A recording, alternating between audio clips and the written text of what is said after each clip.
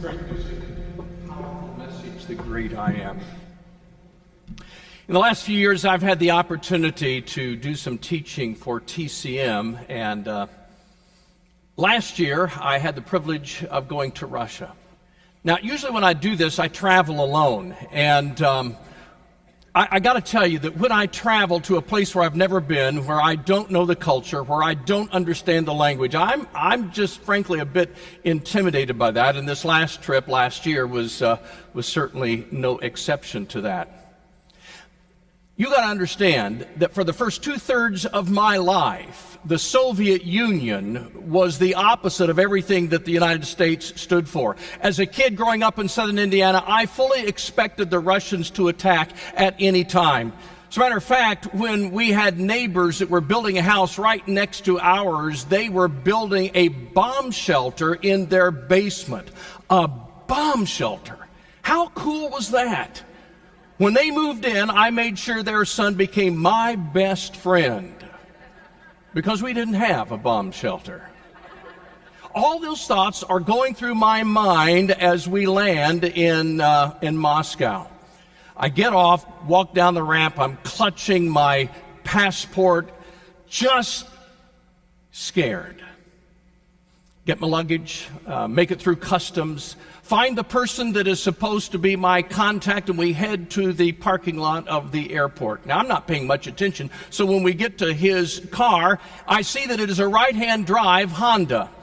And I'm thinking, okay, the traffic in Russia flows opposite to the United States. That makes perfect sense. They drive on the opposite side of the road. Not so. He had just gotten a really good deal on an old Honda that had been shipped from Japan years before that.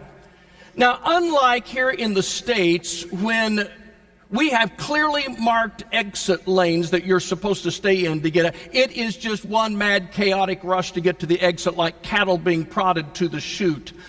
And so here I sit in what should be the driver's seat as we move to the exit, and my driver is cutting in and out, and people are looking at me with anger, which needs no translation whatsoever. That look is the same in any language. We finally get out of the airport parking lot, and that's when the race begins. It's kind of stop and go, but when it's go, it's really go. We were going 80 to 100 kilometers per hour through downtown Moscow. Now, that would be like driving 60 miles an hour through downtown Indianapolis, swerving and cutting and swerving and cutting. All the while, I'm sitting where the driver should be, and the people who are looking at me are using frowns and hand signals that I'm pretty sure are not saying, "Welcome to Russia, comrade." All the while, to add to the confusion, this Japanese Honda only has Japanese cities programmed into the GPS. So as we swerve through Moscow, it's continually telling us we are on the wrong street in Tokyo. So by the time we got to the end of that 2-hour ride, I was ready to come home. 9 days later, I did. And by the end of that time that I'd spent in Russia with this class, there was a knot in my stomach because I had absolutely fallen in love with these Christians in Russia. The host family where I was staying made me feel like a part of their family. The students in the class were extra gracious. My translator took time and energy to help me understand the culture and the language, even though I was only going to be there a short time. I had an early flight on Saturday morning, and so I came down really early down the stairs to leave on that Saturday morning, and lo and behold, there at the bottom of the stairs were several of the students who had stayed an extra night, met me at the bottom of the stairs to see me off and to pray with me. I was overwhelmed. And after tears and hugs, I got in a car to head to the airport. One, by the way, with left-hand drive this time. My experience when I travel is a short window. I don't have the experience of moving to some place to live like so many others do, but I think I understand just a little bit of what it may feel like to come from a different part of the world into a culture that you've never been, where you don't know the language, where you don't know the customs. Do you realize that this year alone there are more than 765,000 international students here in the United States? That doesn't count visiting professors. That doesn't count international people who have moved here to live and work here. That's just the students. And it might surprise you to know, too, that of international students in different states in America, Indiana is number 10. And of all the big universities in our country, Purdue University ranks number 4 with more than 8,500 students, and Indiana University ranks number 11 with over 6,100 students. The numbers continue to rise every year. The top 4 nations represented in students in this country are China, India, South Korea, and Saudi Arabia. And at Indiana University in Bloomington, we would add a close 5th, and that's students from Taiwan. This is really significant. And if history repeats itself, and we have every reason to believe it will, 50% of the presidents and world leaders of the future are on U.S. campuses today. Lawmakers, professors, judges, business people, and leaders from every walk of life are just out our back door. Wow, it is a radical opportunity. And more than anything else, when they leave this country and return home, more than anything, I want them to be in love with Jesus Christ. And I want them to leave being loved by the people of Jesus Christ. We have an opportunity that you just cannot even begin to imagine. Now, I think we're all familiar with that verse in the book of Acts, Acts chapter 1, verse 8. We're probably too familiar with it for it to really have an impact on us anymore, but it reads like this. But you will receive power when the Holy Spirit comes on you, and you will be my witnesses in Jerusalem and in all Judea and Samaria and to the ends of the earth. Now, maybe if we personalized it a little bit, it would make it come home a little quicker. So, for me, Jerusalem is Bloomington. Judea, that would have to be Indiana. Samaria, got to be Kentucky. And the ends of the earth, that's the ends of the earth. There's no other way to describe that one. It's everywhere. And you say, but I can't go to the ends of the earth. I get that. I understand that. Most of us will never travel outside the borders of our own country. As a matter of fact, I think the first century church in Jerusalem felt a whole lot the same way. They were pretty comfortable in Jerusalem, and for a long time they just hung there. And then the persecution began. And they fled under the threat of death, and when they fled, they took their life-giving faith with them to other cities, regions, and countries. One of the things I treasure about ministering in Bloomington is the fact that we are experiencing just the opposite. The world is coming here. Whereas the ancient church exploded into the world around them, the world is now imploding upon us, and people from all around the globe live just down the street from where we live. You see, you don't have to go to the ends of the earth. The ends of the earth are coming here. Have you prayed lately what God invited us to pray in Psalm 2? Ask of me, and I will make the nations your inheritance, the ends of the earth your possession. Have you prayed that God will open up the door for you to be a part of the ends of the earth that are now outside your back door? So whether it's the old neighbor who has lived halfway down the street for years, or it's the new neighbor who has just moved in from halfway around the world, our divine purpose through deed and word is to help them discover Jesus Christ. The students have come for knowledge. We dare not let them leave without the knowledge of the one who is, embodies, and authors truth. You know, the ancient Israelites were the caretakers of God's divine promise. They had a purpose. They were preparing the way so that all the nations of the world would be blessed through Messiah. Once freed from their Egyptian slavery, God began to remake and remold this band of slaves and reshape them to reflect His love, His grace, His joy.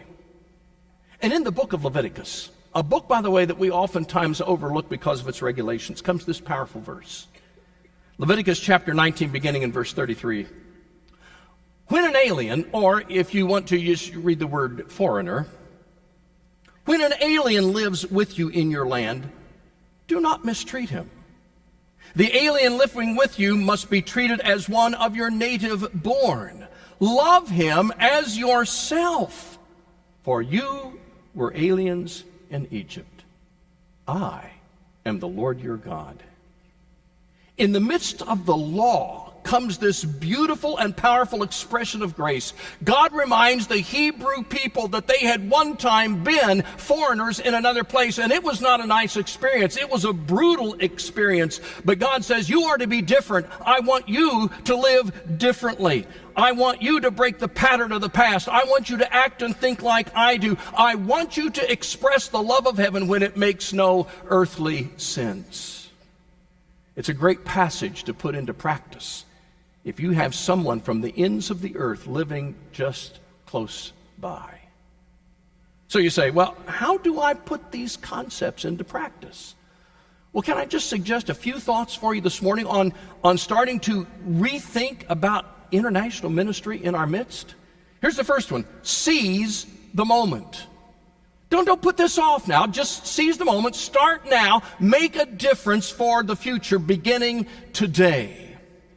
I never cease to be amazed at what God can take and out of that bring great process. God uses unique things to change our lives.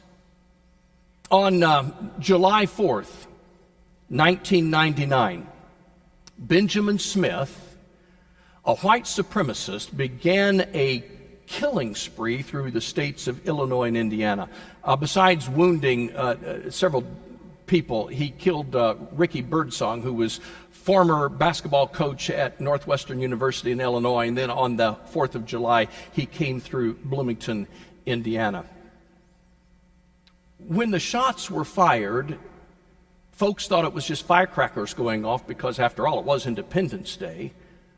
But when they noticed more closely, a young Korean student by the name of Won Jun Yoon lay bleeding on the ground in front of the Korean Methodist Church where he was just getting ready to go in to worship. Won Jun died not long after that at the hospital, and it put our community into turmoil. Now, I want you to know we live in a broken world, and God is certainly not the author of tragedy or the architect of tough things like that. But I do believe that God is the only one that can take a tragedy like that and out of that bring good. Carthel Everett, one of the members of our church at that time, was working on Indiana University's campus, and he worked a lot with international students. And Carthel came to the church office and talked to me about this and said, we have to do something for international students. We've got to start making a difference. And Carthel said to me, he said, I never put the two together. He said, I worked with the international students at work. He said, I never thought about them in the context of the church. And folks, I'll be honest with you too. I was so busy doing the work of ministry that I never realized that just down the road was an international ministry just ready to explode. And so I said, Carthel, let's do it. Take your dream, run with it. Start now. Seize the moment.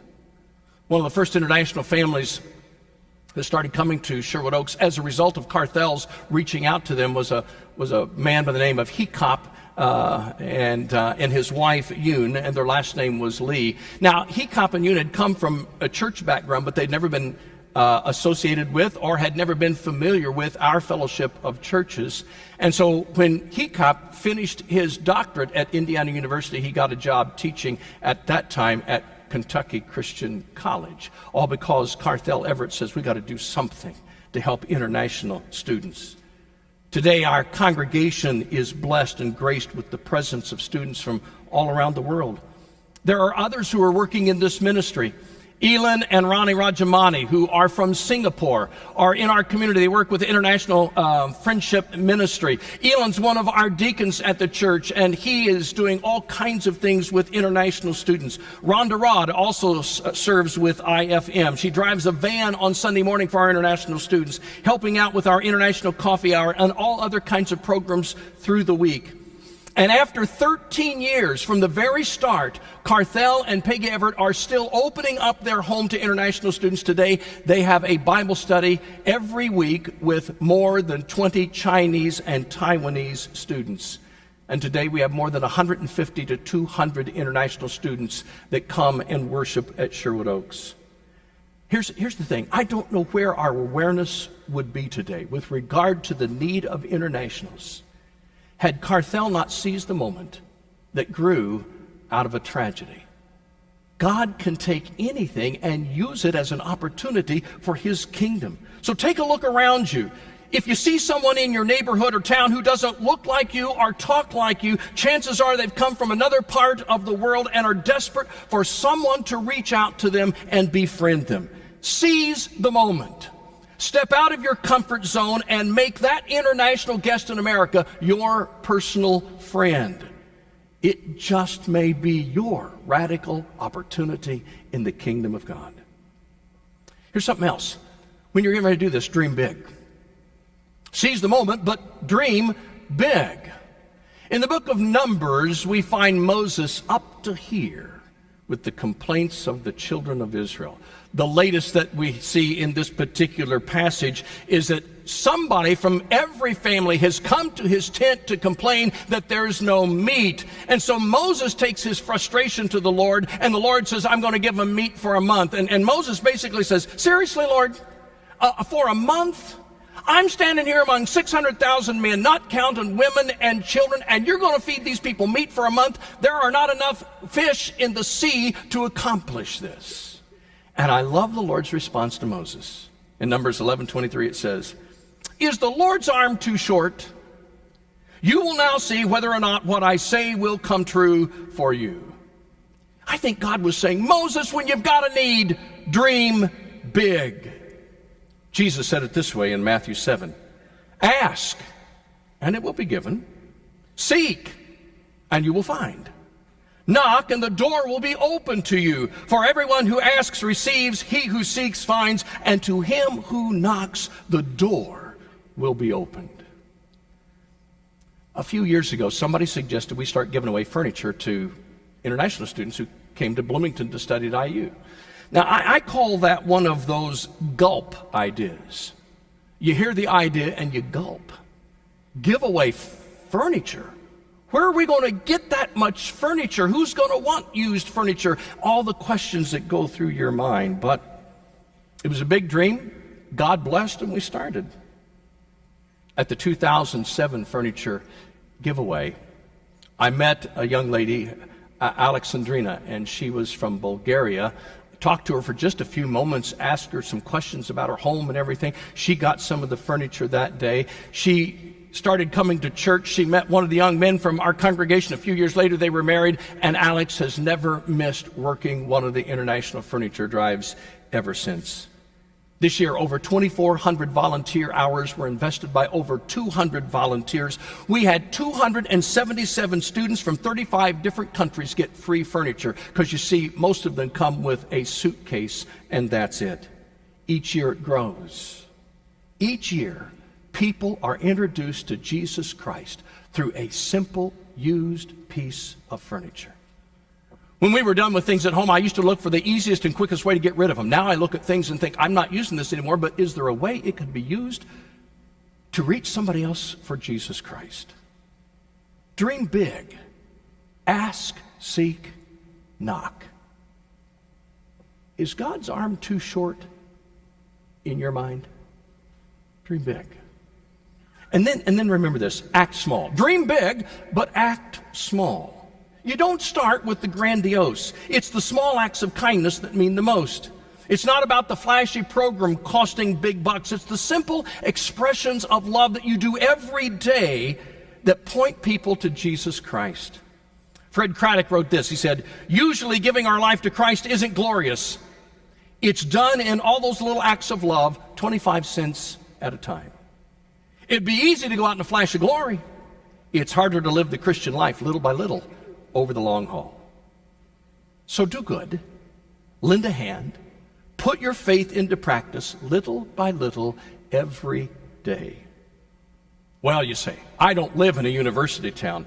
There aren't very many internationals around where I live. Well, you might be surprised. If you live in a city of reasonable size, I can guarantee you there are folks around you from all over the world. Even if you live in smaller areas, even rural areas, you will find people from around the globe. When I was growing up in southern Indiana, there wasn't anybody international for miles around. Everybody looked and sounded just exactly like I do. Now, in my home area, there are many Latinos who have come up from Mexico and Central America who are working and living in the Midwest. It's not just about university towns. It's not just about big cities. We have guests from all around the world in our midst. And like me before we started this ministry, you probably just aren't looking for them. Well, where can I go to find them? Try starting at an international restaurant. Broaden your taste buds just a little bit, all right? Go to some place that's, well, maybe sounds a little exotic for you to eat, and you'll see they're international people. Open your eyes to those around you and make the first move. You don't have to lobby for a furniture drive.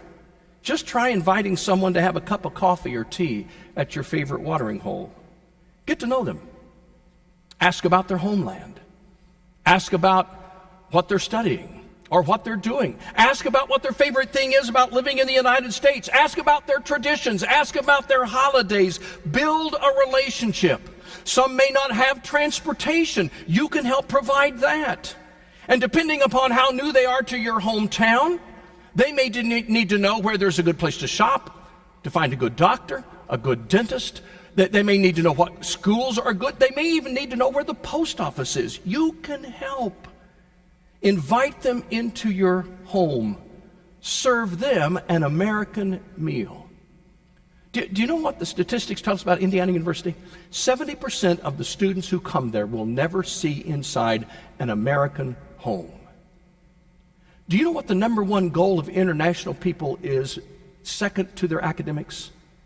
It is to be inside an American home and eat an American meal with a family. That's something that we can do.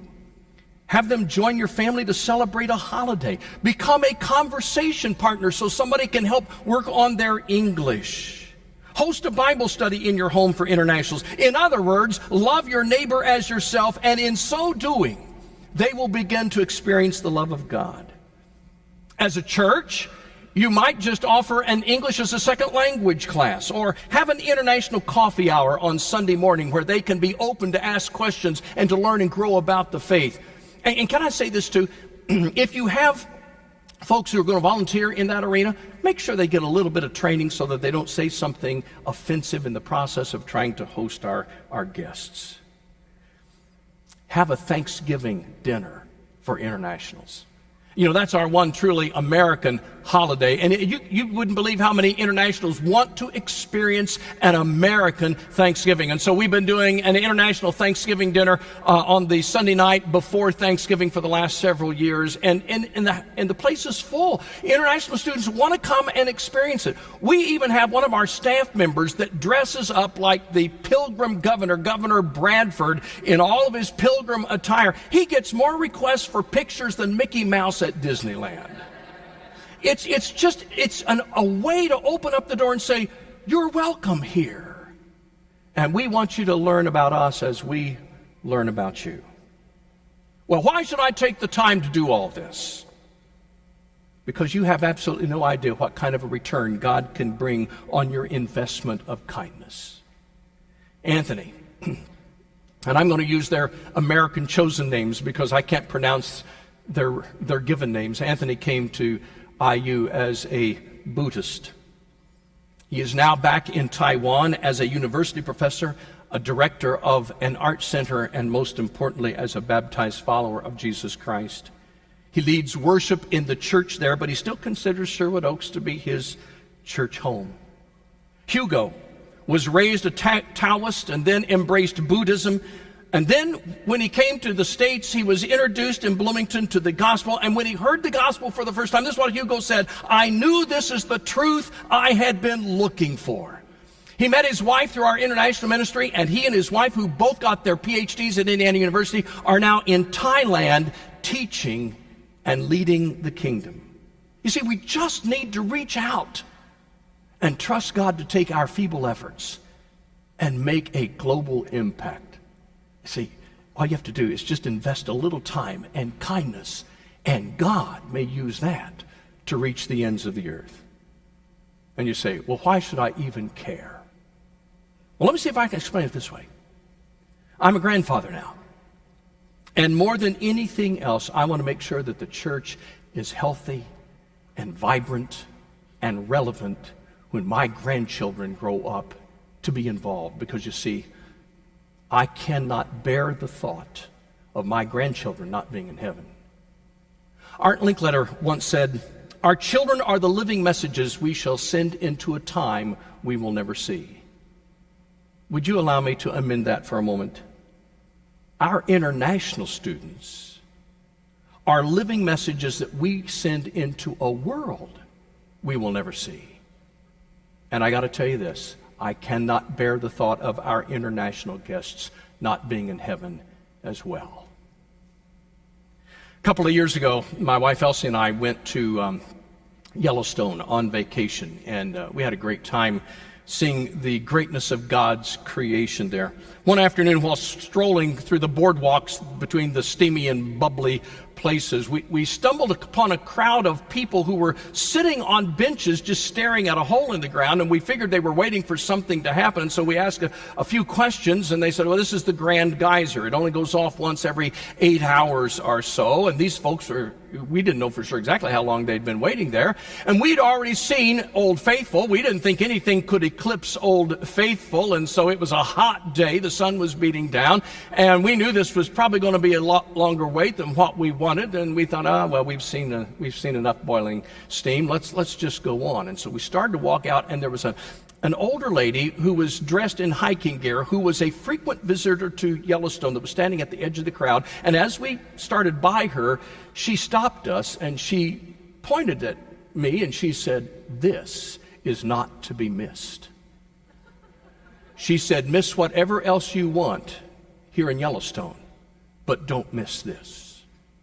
And so Elsie and I looked at each other, and she said, "By the way, we've been waiting a long time. It's going to go any minute." And so we went over and we sat down and we waited a few minutes. And then this spectacular geyser, the Grand Geyser, erupted and began its show. It lasted 12 minutes. The only word you could hear being uttered all around those people sitting in the benches was, "Wow, wow." If I ever go back to Yellowstone, if I have to wait 8 hours, I will wait, because she was right. This is not to be missed. To a world that is lost and languishing in sin, the grand gospel of Jesus Christ is the only hope. Never before have so many from the ends of the earth been so close, and when they are introduced to Jesus, the result is simply incredible. Wow! This is not to be missed. Miss whatever else in this world you want, but don't miss this radical opportunity to reach the world out your back door. Now, you've heard me, an American, tell you about this. Now, I want you to listen for just a couple moments to a man who has lived through it, Hare Krishna Dalakati, who came here in August of 1989. Listen as Hare tells you his story.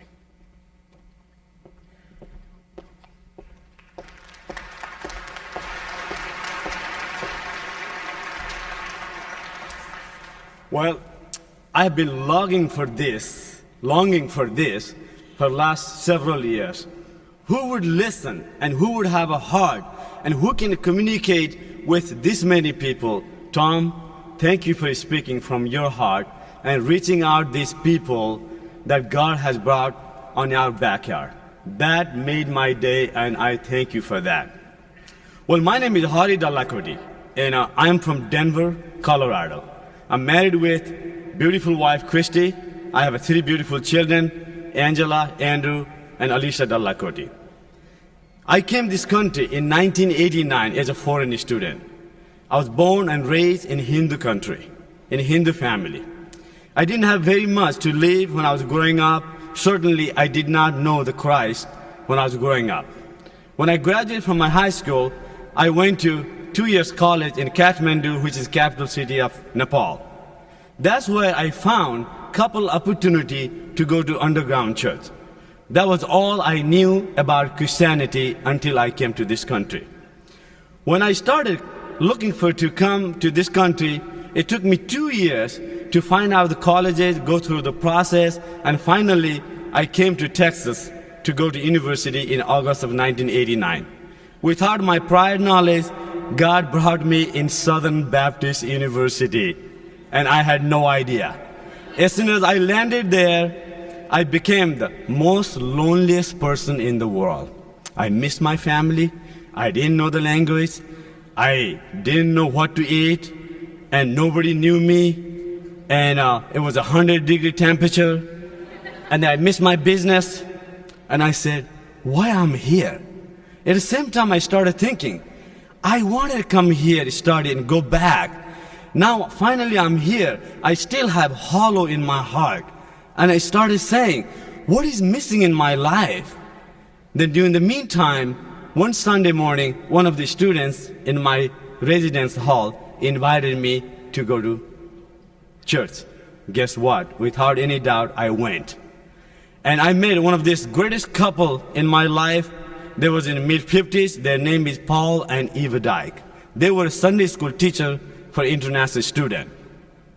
And they introduced me as many as people they could. They took me under their wings, and after the church, they also took me for lunch. I couldn't wait to go to Sunday night and Wednesday night and next Sunday, because I started people calling my name. I started knowing some people, and I started thinking that, oh, people care about me. This Christian cares about me. Then they were having a 3-day revival at the end of September. An evangelist came from Dallas, and he was preaching. It was the 3rd day of his preaching, and he was telling the congregation, are any one of you hungry for the Lord? Is your heart is aching for Him? No matter what you have done, where you've been, are you still unhappy? And I looked at him, I thought about myself. I have done everything. I was a very successful business owner back in Nepal. I wanted to come to America. I am here. I still have that big hole in my heart, and nothing can fill me. And that night, I realized that I needed Jesus Christ to fill my heart, and I accepted Him as my Lord and Savior. And life is never same.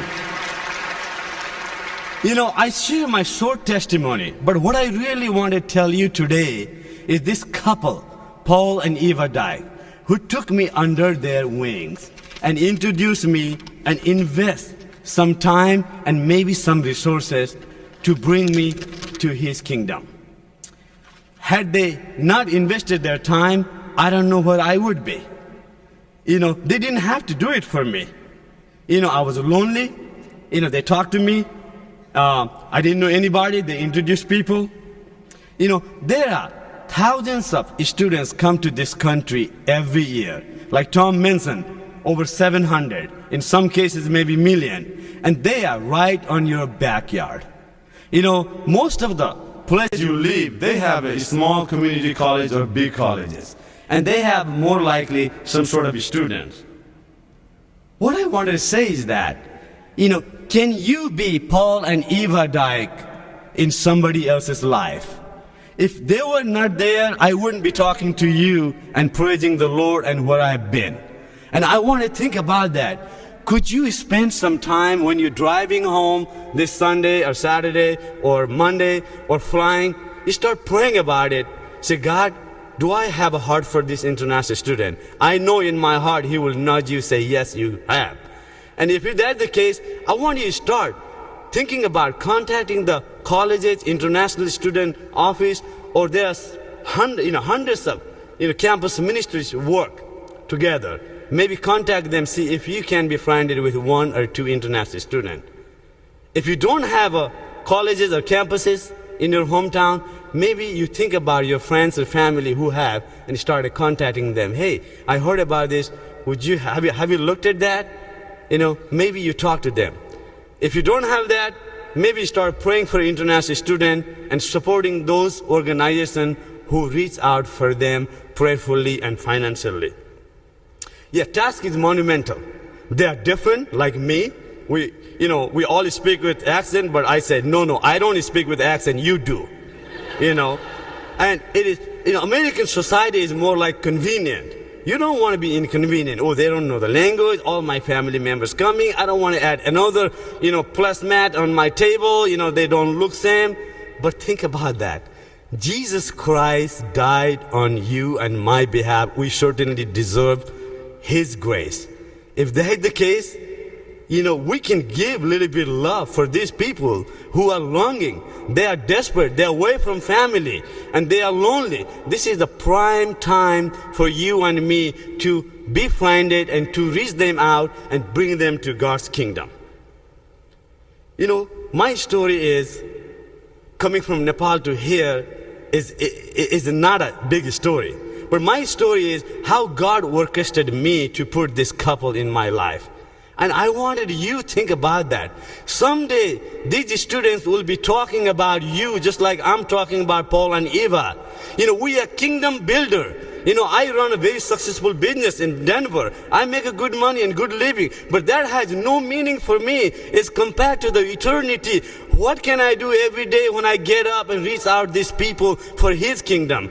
My friend, don't close your eyes, turn other way. When you see these people, take the opportunity, just like Tom is saying, seize the opportunity. Yeah, there's 1 million international students. Task is monumental. But I look at it this way.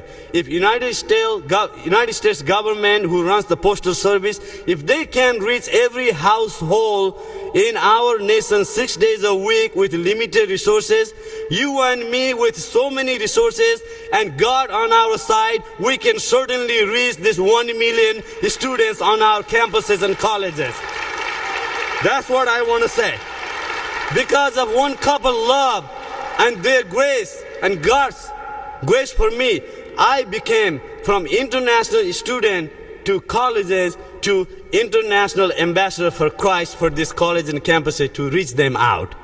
I serve on Crossroad of International Student Ministry who lead by Greg Sweeney. And my heart along with other board member is what can I do for next decade to reach our every college and campuses. My prayer today is this. When you go home, would you think about that college and campuses if they have international students and what can you do to play a part to reach them out? Thank you and God bless you.